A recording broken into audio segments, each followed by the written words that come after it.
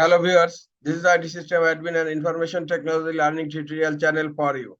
Today in this tutorial I am going to show you how to show or hide Bing Chat AI on search in toolbar on Windows 11 computer. Sometimes it becomes very important for you, so don't forget to watch full video.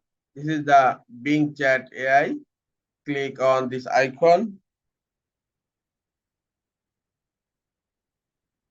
Bing Chat AI has been opened. Now you can use Bing Chat as you wish. Now I'm going to close the browser.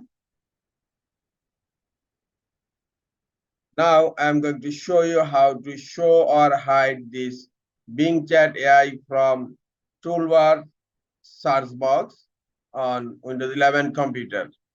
Click on Start menu. Now click on Settings.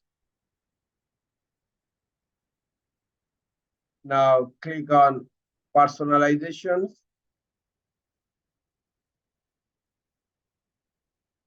Now scroll down.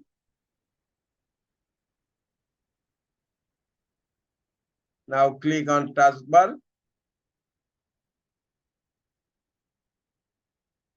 Look, this is the search box, and here search box is selected. Click on the drop down.